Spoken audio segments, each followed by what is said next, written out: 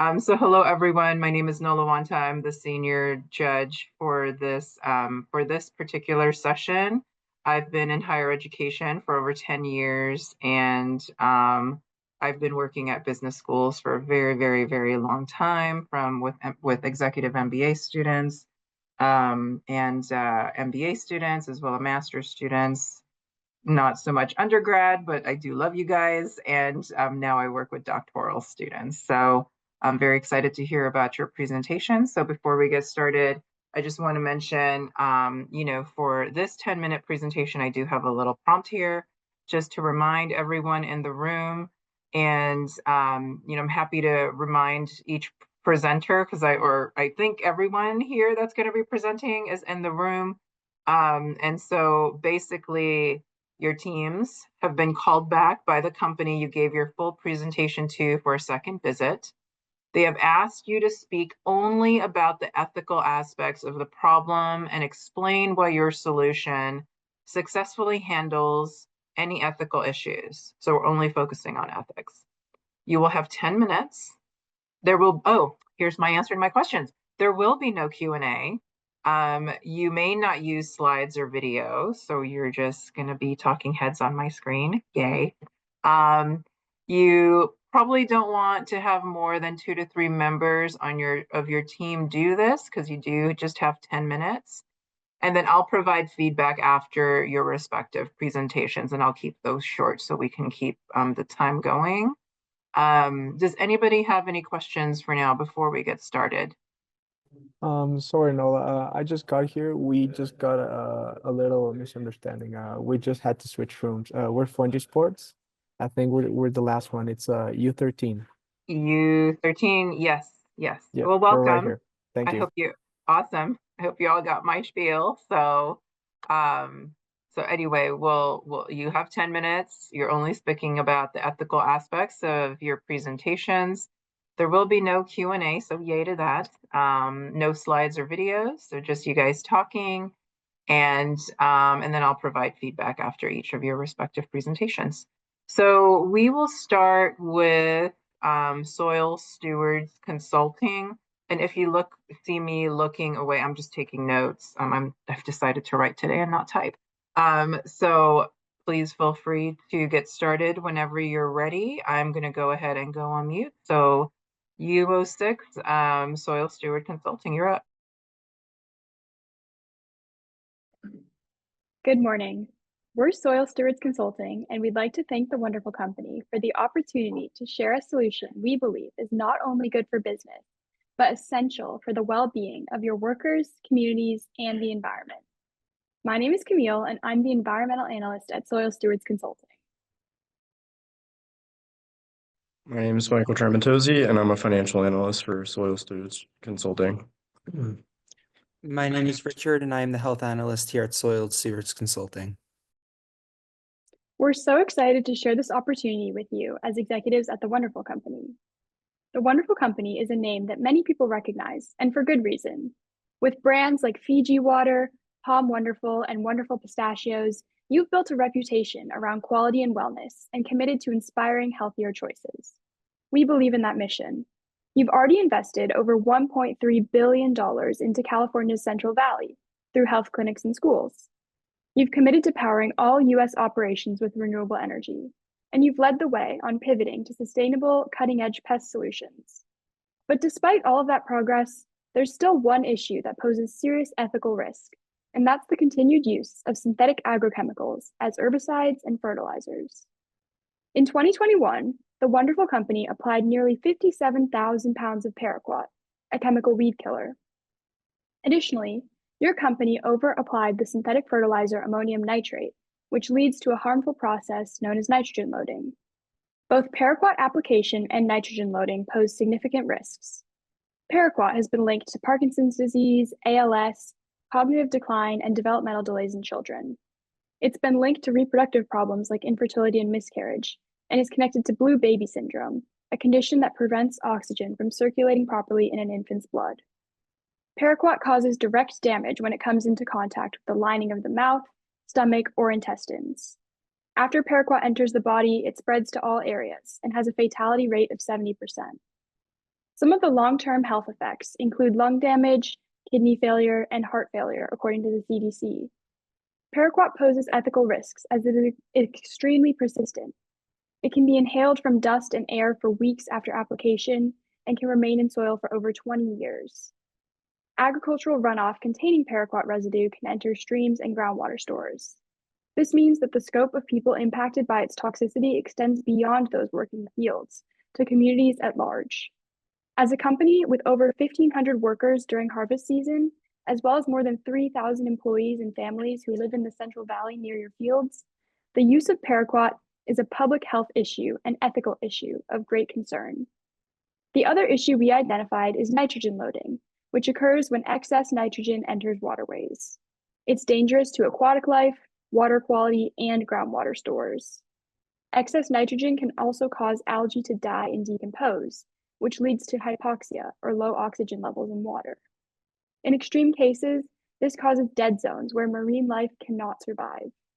Excess nitrogen can also contaminate drinking water in sources like groundwater, particularly through nitrate pollution.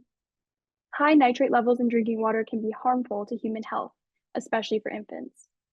California sources about 40% of its drinking water for its nearly 4 million residents from groundwater stores. As one of the biggest growers in the state of California, using too much of this synthetic fertilizer at scale means the threat to the environment and human health from groundwater contamination is incredibly dangerous. Today, we're here to walk you through a plan to phase out paraquat and synthetic fertilizers. Our plan aims to eliminate and reduce the risk of the hidden costs of these harmful agrochemicals for the good of people, the planet, and both risk mitigation and profit maximization for your company. We propose a shift in line with your current efforts towards regenerative agriculture, where synthetic fertilizers and herbicides are replaced by compost as a natural alternative. Our proposal not only realigns your company with its commitments, it also positions the wonderful company as a leader on global standards like the UN Sustainable Development Goal 3 for good health and well-being. I'll pass it to Mike, who will explain how this transition supports your operations, both ethically and strategically. Thanks, Camille. Our proposed solution is a transition to regenerative agriculture that replaces synthetic fertilizers and herbicides with compost and other natural inputs that may be sourced from a range of existing providers. At its core, this is an ethical decision, one that acknowledges the responsibility the wonderful company has to its workers, consumers, communities, and the environment. Today, the company continues to use chemicals like paraquat, an herbicide banned in over 50 countries due to its link to serious health issues, including Parkinson's disease. These chemicals persist in the soil for decades, harming ecosystems and exposing farm workers and surrounding communities to long-term health risks. Continued use sends the message that productivity takes precedence over human safety, and that's a message increasingly out of step with the world we live in. This proposal supports Sustainable Development Goal number 3, good health and well-being, by promoting practices that reduce harm, restore soil and water quality, and protect those most vulnerable in agricultural systems. Beyond health, there's a matter of transparency and trust. The wonderful company markets itself as sustainable and health-focused, yet publicly available data shows significant use of toxic inputs. This inconsistency raises concerns about greenwashing, and with consumer watchdogs and advocacy groups growing louder, companies must either evolve their practices or risk public backlash. Regenerative agriculture offers a way to align actions with values. It reflects respect for farm workers, who should not be put at risk simply for showing up to work. It reflects care for the land, ensuring that soil remains productive for future generations. And it respects consumers, who deserve products that are not only nutritious, but produced with integrity. The shift is not about perfection overnight. It's about intent and action. We envision a phased transition accompanied by partnerships with sustainability-focused organizations and industry leaders who are already doing this well. It's also about internal culture. Sustainability shouldn't be a marketing department. It should be embedded in company decision-making at every level. By choosing regenerative agriculture, the wonderful company has the chance to lead by example, to demonstrate that doing the right thing isn't just compatible with business, but essential to its legacy and long-term sustainability. Thanks, Mike. Now what I want to talk about is the heart of this decision, the people and the planet. because this isn't just about farming techniques, it's about lives, about the families, the workers, and the communities directly affected by the practices we choose to uphold. Imagine being a farm worker in the Central Valley. You start your day before sunrise, working long hours in the field, exposed to chemicals you may not even recognize. You don't get a say in what's sprayed, but you still breathe it in, you touch it, you carry it home in your clothes, and then your family, your children are exposed to. This is the lived reality for thousands of agricultural workers across California. Many are immigrants, many are supporting families, and many are already showing long-term health effects from toxic exposure, from tremors and memory loss to fertility problems and chronic illness. And it doesn't stop with people. The land is suffering too. Synthetic herbicides like paraquat and nitrate-heavy synthetic fertilizers each play a role in long-term environmental damage. Paraquat persists in soil for decades, harming biodiversity and increasing air and dust exposure risks. Meanwhile, synthetic fertilizers degrade soil structure, pollute local water systems, and contribute to nitrate runoff. Over time, both make farms more vulnerable to drought, a growing threat in California. But there's good news. Regenerative agriculture flips that narrative. It strengthens soil, retains more water, eliminates reliance on synthetic chemicals, and most importantly, it creates safer working conditions and protects the long-term health of entire communities, including the 3,000 workers who operate your farms and the hundreds of thousands more living around them. And just as importantly, it's a public commitment. It shows that the wonderful company stands behind its own mission to offer high quality, healthy brands and help consumers make better choices every day. So here's our final message. The longer chemicals like paraquat and nitrate heavy fertilizers remain part of your operation, the harder they become to defend. The science is public, the reports are out, the communities are paying attention, but you have an opportunity right now to lead the industry, to be the first major agricultural company to phase out paraquat, to mitigate risk, protect your land, your people, and your promise, and to prove that agriculture and ethics can grow by side. This is a rare chance to set the standard for what responsible people-first farming looks like, because when your crops grow clean and your conscience is clear, it's not just good farming, it's leadership right here. Thank you. We're happy to take your questions. Thank you for that, team. That was great. So Richard, Michael, and Camille, well done. That was a very cool presentation, I thought. So I'm just going to give some short feedback for you guys before we hop on to the next team. Like I mentioned, overall, well done. I think you guys really thought this through. It's very, in terms of the ethical aspect of what you guys are covering and the importance of the public health, the health and safety. I mean, there are numerous things that you mentioned that are really important in terms of, the focus around people, which I really value, because at the end of the day, when we think about ethics, it's the common good and how we do well for others, right? And so in this particular case, I really liked how you guys address the issues. My only recommendation was, Richard, when you came on with that story, I'm like, you guys should have led with that. You guys should have led with that, like that particular story and the people that are being affected. I mean, I was like, oh yeah, like, well, Camille, I love like the background, the context, why it's important from a very intellectual sense. It hit home. Like if you were showing PowerPoint and you were to show the people working in the fields what this looks like, you're telling the story of the people that are being affected. The ethics issue hits home really hard at that point. But even as you were talking about it, it was like I'm envisioning this in my head. And I think that the part of why we do this competition too is, I mean, there's many levels to ethics, right?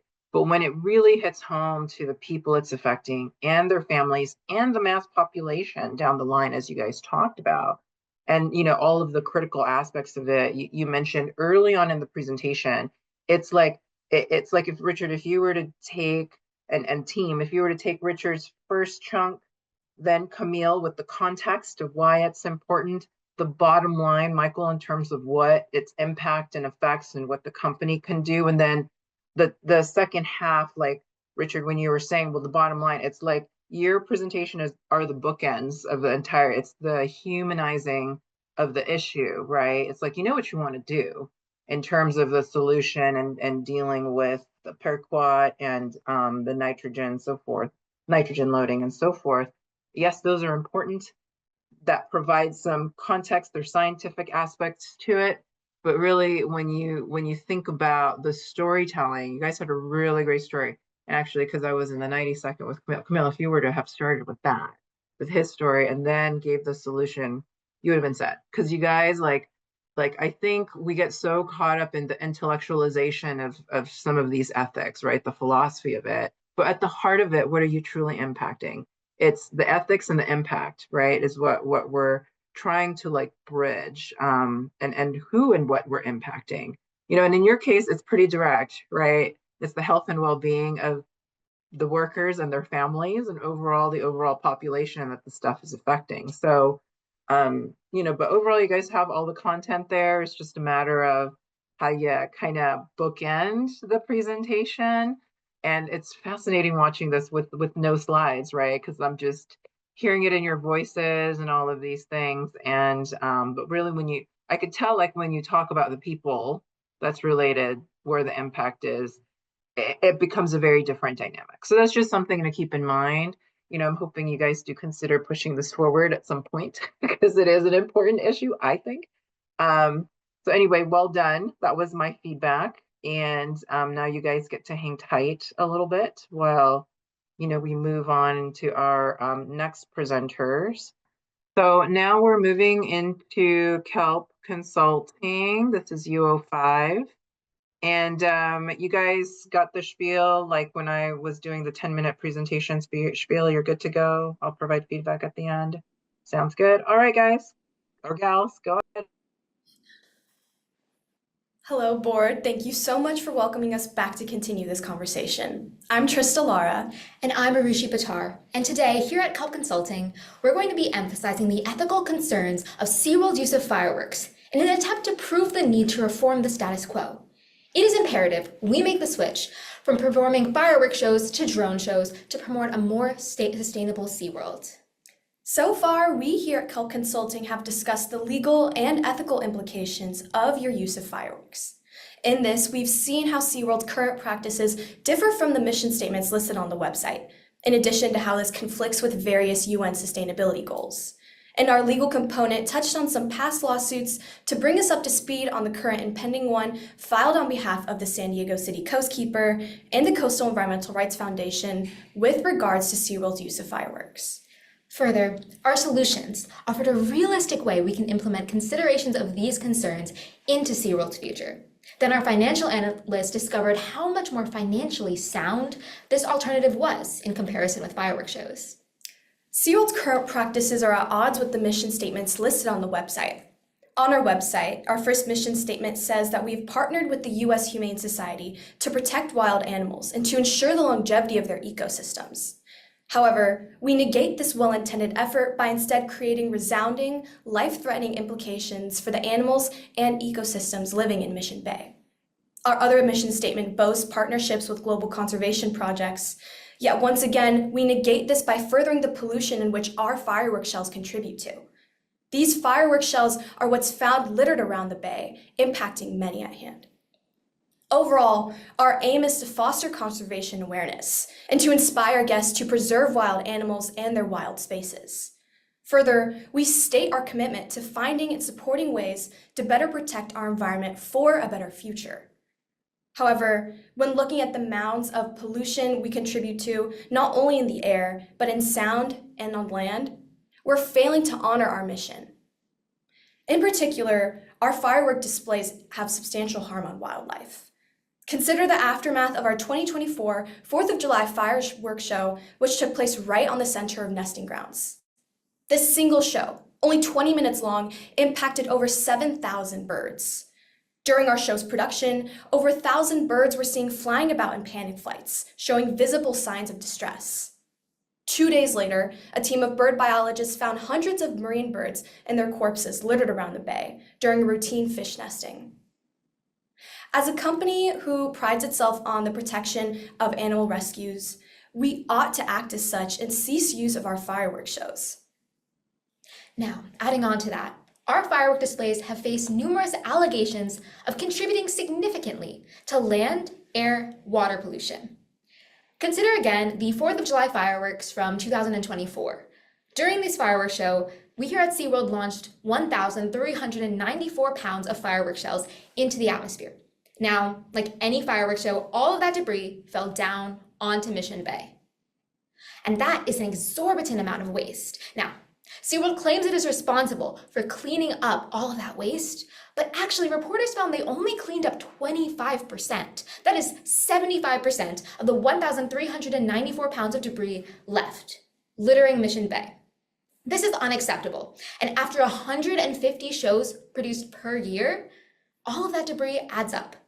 Representative Natalie Claggett from Coast Law Group went scuba diving around the area, and she said when she went underwater, all she could see were wires. So, as we can see, we're leaving excessive waste throughout Mission Bay, and this is harming species in Mission Bay as well as contributing significantly to pollution. Additionally, it has been proven that fireworks shows release harmful chemicals into the atmosphere, like copper, which again is detrimental to residents of San Diego and species in Mission Bay. Additionally, alongside these harmful environmental consequences of performing fireworks shows also have numerous detrimental social consequences. Consider Michael Davis and his cat Angel, both of whom have been diagnosed with PTSD and are distressed by the excessive noise pollution produced by fireworks shows. Now, these individuals have to sit through 150 loud fireworks shows per year, which again is incredibly distressing. And this isn't limited to just Michael Davis and his cat. This is individuals just like them throughout San Diego. So this is detrimental. This is harming these residents, demonstrating how these social consequences it is our imperative to fix this. So in order to promote a more sustainable SeaWorld and to eradicate all of these types of pollution, we must make the switch to drone shows, which are over 100 decibels quieter than fireworks shows and would be less distressing to individuals living in San Diego.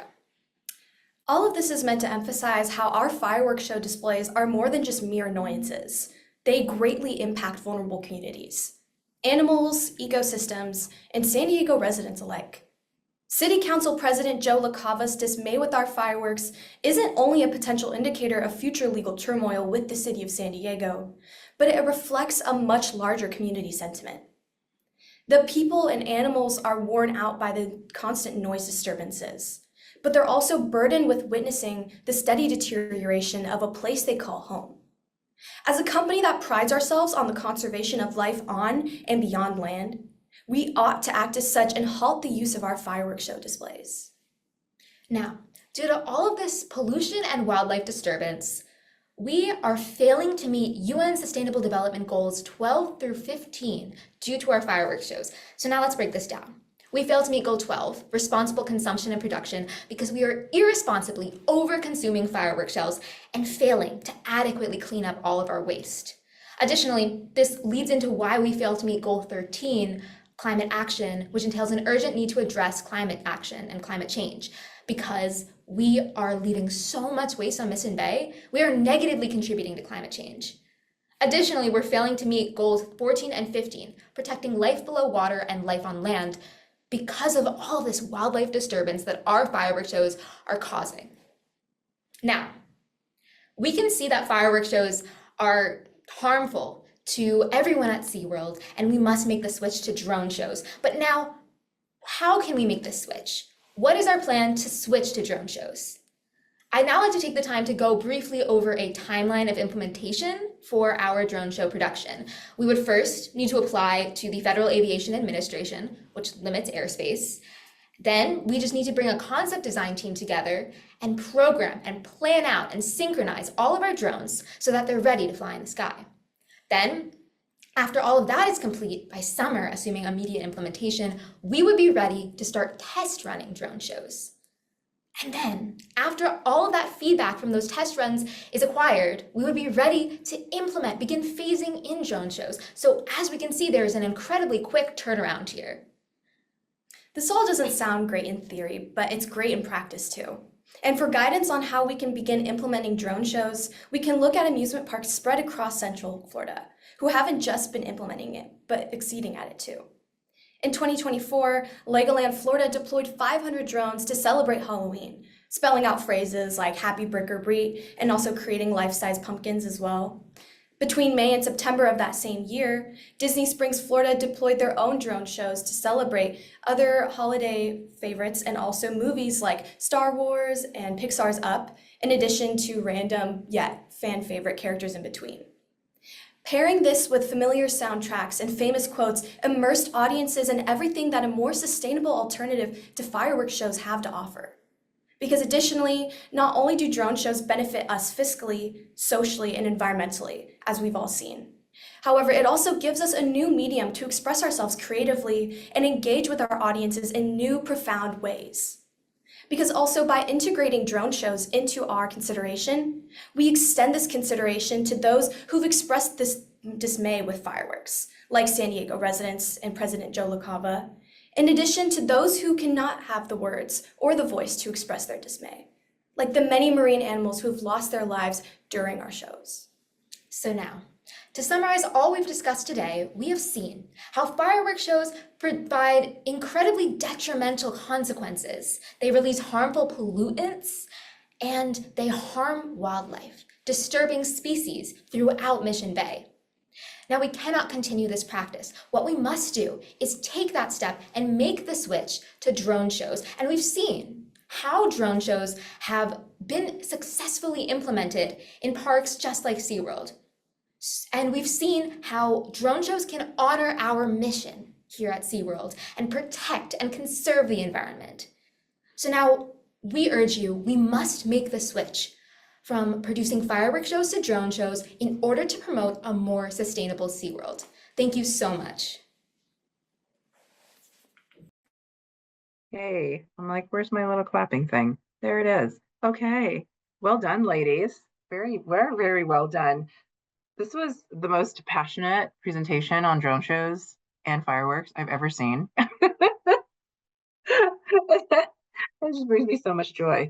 But you know, there's something to be said with your presentation style. I think that, you know, your choice to be together in the same space and your choice and had something similar with another group yesterday, but you know, the fact that you guys, I think you're standing, right? And you've set up a whole space and really your delivery was just great. Like it was very engaging. It was very on point. In terms of, you know, the presentation itself, I really like how, let me just say, presentations like the delivery can really have an impact. And I'm just saying this to everybody, right? Especially when you're standing, when you're present, virtual or not, this makes a big difference. And it almost simulates like you're in person, right? Because I could feel your energy and your passion towards this and your excitement towards it.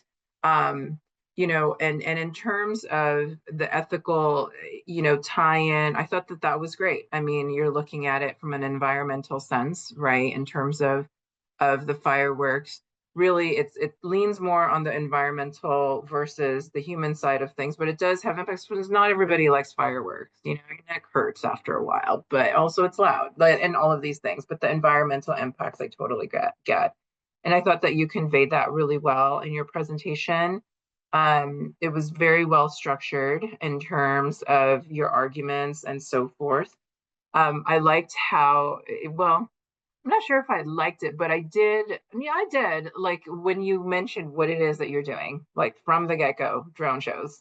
And then there was, you know, a great, you know, explanation on the harm of fireworks, especially in nature and in wild animals and in the environment and so forth. So I think that that was really important because that is the ethical part of it too. But I did also like how, you know, you guys did talk about the implementation of it and just the passion. I can't get over just the passion that you guys had in your presentation. And that, you know, really helps a lot and really helps to convince folks. In terms of what it is that they need to do. And so I really valued that aspect of your presentation. And so well done. Like I thought, you guys did really great. And for the final presentation, I'm hoping that you two are still gonna utilize this modality and delivery approach. I think that that's really fantastic. And I think you've at least from what I've seen, I mean, I haven't seen any other presentations that have done it in the way that you guys are doing. And it's just something to consider. This is when we design online programs, some of our faculty are doing exactly what you're doing. And you know what? It makes a difference. It really does make a difference in terms of bridging realities, the in-person reality versus virtual reality. So yeah, well done. Well done. I thought that was very good. And your argument is solid, and in terms of what it is that you're trying to do and all the implementation stuff. So good work. Good work. Thank you so much. See, even in unison. Look at that. That's fantastic. Well done. Okay, now we are going to move into U19. Do we have, is it U19, Sandeep? Okay. Tobacco. That's our team. Is that us, tobacco? Yes, that is you guys. Do you have any questions for me before we get started? You guys got what you're doing today and what you're presenting on? Okay, you got 10 minutes or so-ish, and then I'll do my little feedback thing with Bauer. So go on. It's up to you now. All right. Good morning, everyone. Thank you for being here today. Our team is here to examine a pressing and highly controversial issue, the ethical concerns surrounding Philip Morris International, also known as PMI, and their growing portfolio of nicotine products, specifically Zyn nicotine pouches and Juul e-cigarettes. These products have been at the center of heated debates in public health, regulations, and ethics, especially as their popularity continues to rise among young people. PMI, a company historically associated with iconic cigarette brands like Marlboro, has attempted to reinvent itself in recent years as a leader in so-called smoke-free alternatives. They claim that products like Zyn and Juul are designed for adult smokers who are looking to quit combustible tobacco and switch to less harmful options. On the surface, this might sound like a responsible and even admirable shift. However, when we dig deeper, a different story begins to emerge. Mounting evidence suggests that these nicotine products are not just reaching adult smokers, they are increasingly being used by teenagers, young adults, and even individuals who have never smoked before. This is not a coincidence. Through the use of flavored options, influencer marketing, and strategic product placement, PMI has created a landscape where nicotine addiction is being repackaged and rebranded as something trendy, harmless, and even socially desirable. This raises some serious ethical questions. Is PMI genuinely committed to reducing the harm caused by tobacco and nicotine, or are they simply trying to maintain market dominance in a changing regulatory environment? It also poses the question, are their products truly harm reducing, or are they backdoor addiction to a whole new generation of users? Throughout our presentation, we will unpack these questions by examining 4 key areas. First, we'll look at background and evolution of Philip Morris International, understanding how the company has shifted its messaging and its marketing strategies. Then we'll explore several major ethical issues related to PMI's current practices, including their marketing tactics aimed at youth, their exploitation of regulatory loopholes, the misleading use of reduction language, and their targeting of vulnerable populations, both domestically and abroad. Together, these topics will help understand not just only how PMI operates, but also why their current trajectory poses significant risk to public health, particularly for younger generations. I'll be now passing this presentation off to Luis to talk about the background of Philip Morris International. Thank you, Jamie. For some background on Philip Morris, Philip Morris International is the most powerful and influential tobacco companies in the world, operating in over 180 countries and generating billions in annual revenue. Traditionally known for cigarette brands like Marlboro, PMI has recently rebranded itself as a leader in smoke-free products, claiming to shift away from combustible tobacco.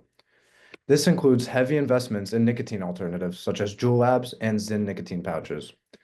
PMI initially held a 35% stake in Juul, the e-cigarette company, widely criticized for igniting a youth vaping epidemic. Now, PMI markets Zyn, a smokeless nicotine pouch that delivers high doses of nicotine without tobacco leaf. Despite the so-called pivot harm reduction, PMI's revenue remains deeply tied to nicotine addiction. Many experts believe the transition is not about reducing harm, but about maintaining dominance by appealing to a new, younger user of generation. Now I'll be passing it on to Chris for our first ethical issue. Thanks, Luis. One of the most troubling ethical issues linked to PMI is their use of youth-oriented marketing tactics for both Juul and Zyn. Zyn, as you know, has surged in popularity among teens and young adults, especially on platforms like TikTok, Instagram, and Snapchat. Influencers often showcase Zyn casually at parties or social settings, glamorizing the product and mimicking the same tactics Juul used before facing regulatory backlash.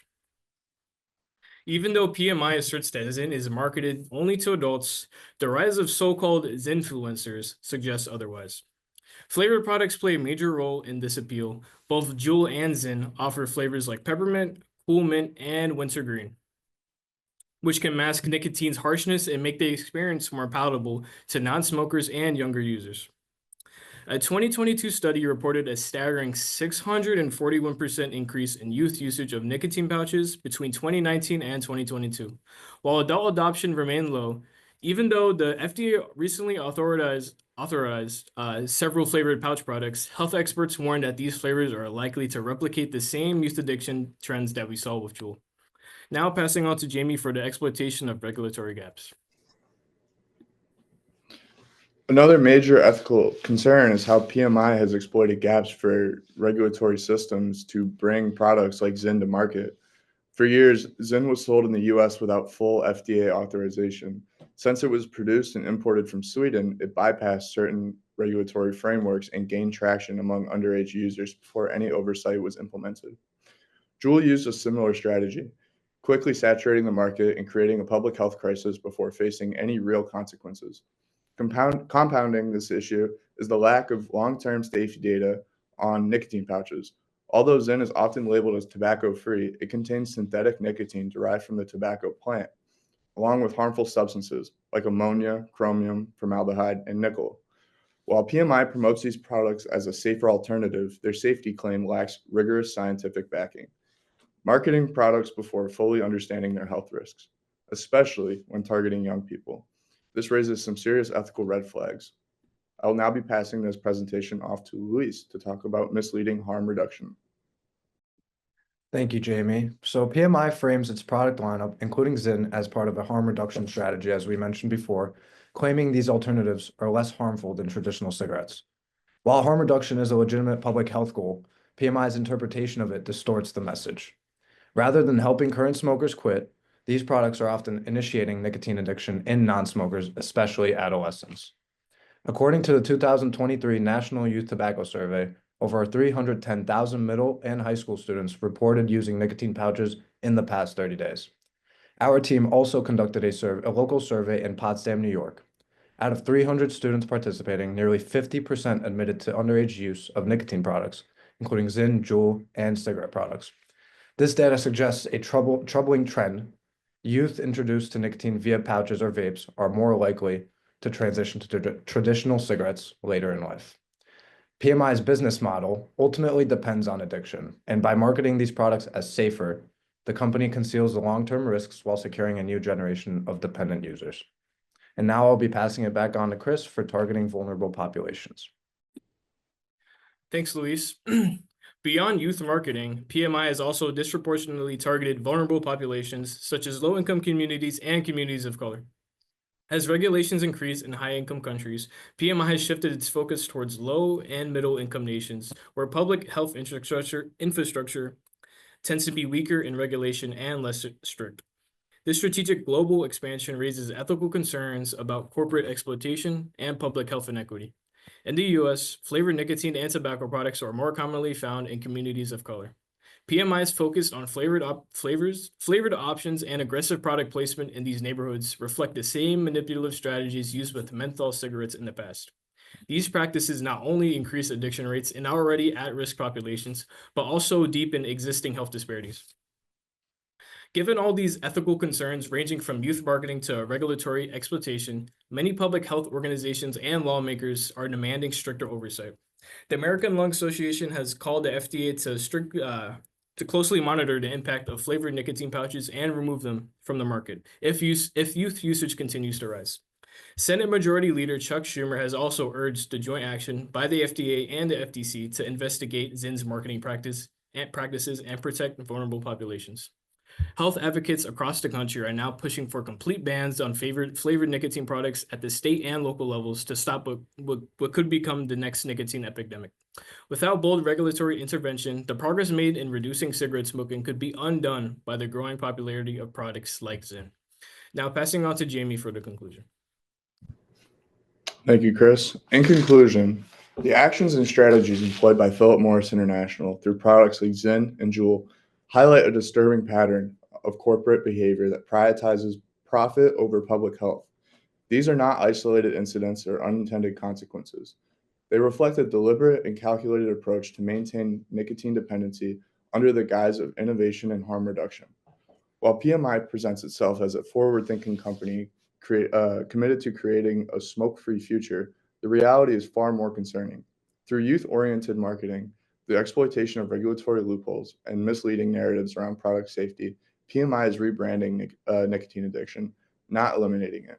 The rapid rise of ZYN among middle and high school students is a clear indicator that these products are not reaching only adult smokers. They're infiltrating youth culture, normalized through social media and peer influence, and promoted using flavors and sleek packaging designed to downplay risk and emphasize lifestyle. This echoes the early days of Juul, which captured a generation before regulators could respond, leading to an epidemic of youth vaping. If we allow history to repeat itself, we are complicit in enabling another generation to fall into the trap of addiction. But if we act now with urgency and clarity, we can ensure that public health, especially youth health, is prioritized over corporate gain. Thank you for listening. That concludes our presentation. Thanks so much, guys. So that was great. I'm wondering, what is your solution? Like, you covered a lot of ethical aspects, and I just want to hear it from you. Like, so you covered that Philip Morris International, I'm just going to say it, they're like demons. Okay, they're not. They're a company. Okay, so they're, and, you know, from a business sense, they're doing what they need to do in regards to their product and getting it to market. And we know that, you know, now it's being, this whole cultural phenomenon from way back when is now moving into this generation of youngins. Slightly different packaging, same concept, same chemical nicotine that's impacting folks, right? So got that. You guys really expanded on, great background, but I'm just wondering, like, what is your solution that you're providing to address this issue? Is it regulatory? Like, what was it?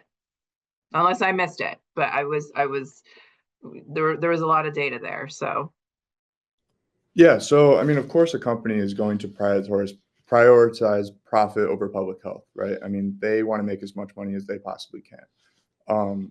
What I think PMI could do is, instead of packaging their products, you know, with these bright colors and saying that it's tobacco free, and you know, they show or try to emphasize that it's a healthier option than, you know, cigarettes or chewing tobacco like Copenhagen or Grizzly, right? But it's not, and they showcase this. You know, they make these packages with these bright colors that attract the youth and new users because they think it's a healthier option when it's really not. So I think if we use that as our solution and you know, repackage, you know, make it not so appealing to the youth and you know, teenagers that are going to fall into this trap. I'll kind of go along with what Jameson said. So pretty much we are offering PMI a solution to a current problem. They've had multiple legal lawsuits against them for this exact issue. So we believe that bringing up this problem right now and telling them that they should prioritize honesty with their clients will be able to retain a better market. And we just believe that the honesty part of it is very important to the company, as they're going to lose a lot of market if they continue to go this way. okay, no, that makes sense, and I appreciate that contextualization, because while you guys did a good job in, you know, explaining the ethical problem, right? This big issue. which, I definitely see in today's youth and all of that. And, I think articulating your solution somewhere at the very, because the lead in was very long, like the background was long. Like there's a lot to it, and I get it. There's because the data is there and it shows us there is definitely an ethical issue. But also I wanted to hear at the very beginning, within the very least first 2 minutes of the conversation or of your talk, what is the solution that you're providing? Whether if it was repackaging of the product, owning up to like, hey guys, quit like quit sugarcoating it. I don't know how else to say it, but quit sugarcoating it and making things look pretty because now you're attracting a different.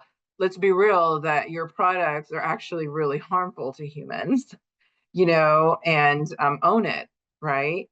And it's hard for a company to do that because they have to convince all the workers there that they are doing good by selling products, whatever the lean to whatever it is, right? Which is sad, but that's the reality.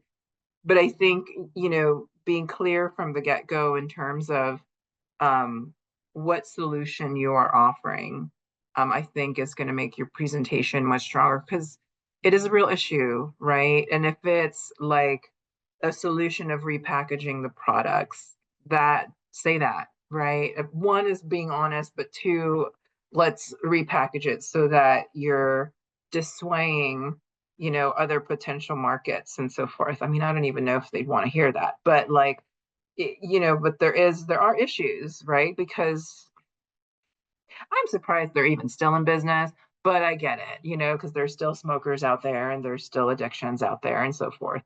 But I think, I definitely think you're addressing a really big issue, right? That a lot of people, whether if it's lawsuits and so forth, and I think just how you tell that story, because you provided all the context, a lot of background, but just say what the solution is, because it's going to be a hard one, just say it up front at first and then provide further context, which is totally okay because it's a big gnarly issue, right? Revolving around one company.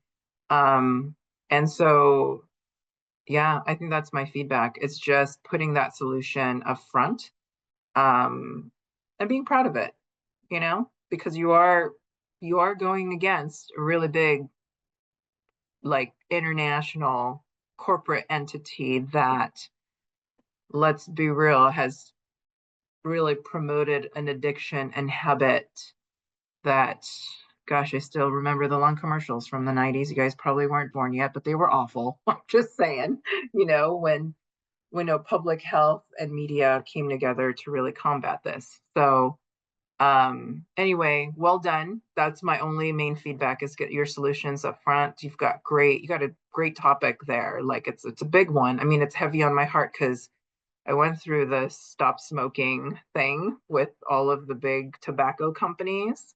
And yeah, it's like same issue, different look. You're absolutely right. And how do you combat that, right? So anyway, well done. And that was my main feedback. Just get it up front. Thank All you right, so much. guys. Thank you. Okay, Sandeep, who do we have next? We have fungi sport, mushrooms. Yum, I love mushrooms. Anyway, so U13. All right, ready whenever you guys are ready. Thank you. Well, hello everyone. We are Fungi Sports, a company that promotes environmental care and offers innovative solutions to business. So I am Patrick and my partner Aura. So thank you for being here to listen to the proposal with the potential to transform not only the menu, but also the way we think about corporate responsibility and ethics in the food industry.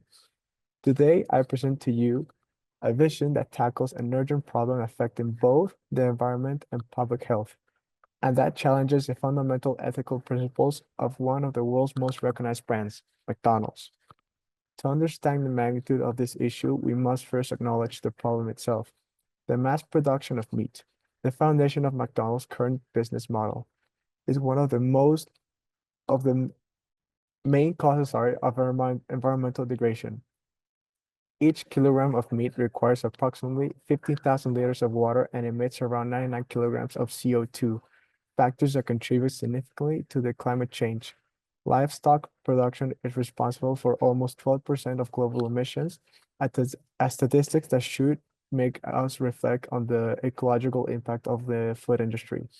Moreover, massive deforestation driven by the expansion of pastures and crops to feed livestock.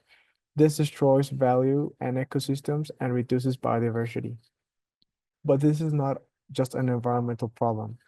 This production model directly affects people's health.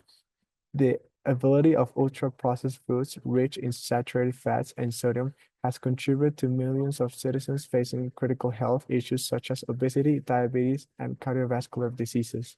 In Mexico, for example, it is estimated that over 75% of adults are overweight and 1 in 10 people live with diabetes. This is not merely a statistic, this is reality, and it diminishes the quality of life in countless families. Well, these facts reveals a profound ethical problem. How is it possible that one of the world's most iconic brands continues to uphold a production model that not only depletes our natural resources, but also exposes consumers to serious health risk? McDonald's continues to drive a system based on the extreme industrialization of meat. This represents a contradiction in its ethical and environmental commitments. By prioritizing cost efficiency and production volume, the company is violating the fundamental right of people to healthy food and society's right to save and sustainable environment. And also, the ethical and strategic response that we propose is revolutionary, integrating mushroom cultivation into McDonald's production chain. Especially, we suggest developing a line of hybrid products that combine equal parts beef and mushrooms, along with an initiative to implement affordable mushroom growing kits targeted at communities. And the change we are proposing operates on multiple ethical levels and directly addresses the shortcomings of the current system. First, by reducing dependence on meat, we protect the environment. Less meat means less deforestation, lower water usage, and reduced greenhouse gas emissions. This translates into an act on environment justice, preserving the right to communities to live in an unpolluted, balanced, natural setting. The ethical commitment to care for our planet is embodied in every hybrid burger and every mushroom-based product, making sustainability a foundational pillar in every business decision. So from a healthy perspective, this ethical transformation is equally crucial. In its current form, the fast food industry contributes to a poor nutritional landscape, and also the overabundance of foods high in saturated fats, sodium, and empty calories is leading to a public health crisis where obesity and diabetes have become silent epidemics. By introducing mushroom-based products, McDonald's can lead a revolution in food by offering healthier alternatives that help reduce the risk of chronic diseases and promote a balanced diet. This change is not only a nutritional improvement, but also an ethical correction, acknowledging the right of people to nourish their bodies without harm. So it is also important to emphasize that this is perceived as efficient in terms of mass meat production, from an ethical viewpoint, highly questionable. The pressures to produce on our large scale ignores the collateral consequences on the environment and public health. Our planet resources are finite, and the overuse in industrial meat production violates the ethical principle of sustainability. By adopting mushroom cultivation, McDonald's has the opportunity to realign its business model with an approach that respects the land and the resources above all human and human health. Currently, even though the company has adopted some superficial measures, it continues to promote a supply chain heavily dependent on industrial meat production. This involves agricultural practices that deplete resources, encouraging deforestation and generating enormous amounts of waste and harmful emissions. Moreover, the constant offering of ultra-processed products loaded with additives and high levels of saturated fats has contributed to creating an obesogenic environment that compromises the health of millions worldwide. So this situation is not only unsustainable, but it's also represent a violation of fundamental rights, as people have the right to food that does not harm their health.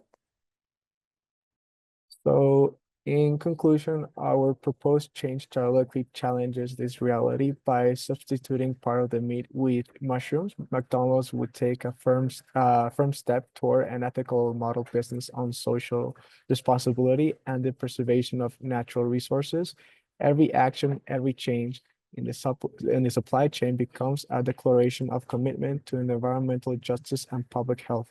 Essentially, it is acknowledged that the pursuit of profit must never override the duty to protect our planet and care of its people.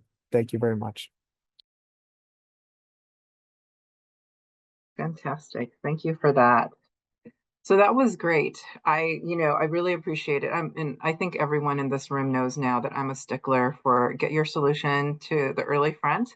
So we know what you're talking about, and then the ethical context around it would be really helpful. So I really appreciated the fact that I'm like the McDonald's board, I think, that they would be presenting to. So that was really good. And I wondered what what the presentation was going to be about. And it's like, because you're called fungi sports, right? Or sport. And I was like, oh, I wonder if this is a new energy thing. But it was a pleasant surprise to hear this kind of blending of meat and vegetable into one, and to really address the McDonald's issue on, of what did you call it? Mass production of meat mass production. So I thought that was great. I thought that the context that you provided was awesome. I think the only thing, maybe it's just the other teams, just a little bit more oomph in your energy. I don't know in what time zone you're in right now, and I'm sorry, maybe it's because it's morning here. But otherwise, I thought your argument was clear, and in terms of what it is that you guys are focused on, the ethical focus around mass production of meat, really moving into more how you guys said it, but I'll say vegetation, right? And in terms of creating a more sustainable approach. Let me see what else. I will say it because a lot of folks did it in this room, but I'll mention it to this group. But really, I'm addressing the room. When we do these virtual presentations, I'm guilty of it. I read, right? I read quite a bit in terms of when I'm presenting. But I noticed that a number of you guys did the same thing. Sometimes it's okay to go completely off script and bring yourself, your whole self, into your project, into what you believe, into the ethical, areas that you believe in, and present to that as well, and adding your own commentary that's not completely scripted. Even when we are online, you guys are still human, you guys are still presenting. So for you guys and everyone else, in the room that just presented, I can tell you're reading, and that's totally okay with me because that helps me with the context. But as you continue to present one last time, just take that into consideration. Go off script a little bit. Talk about why it's important. It's okay. I think that that's just a good way to be human in this virtual space, and to interact with your audience in a meaningful way.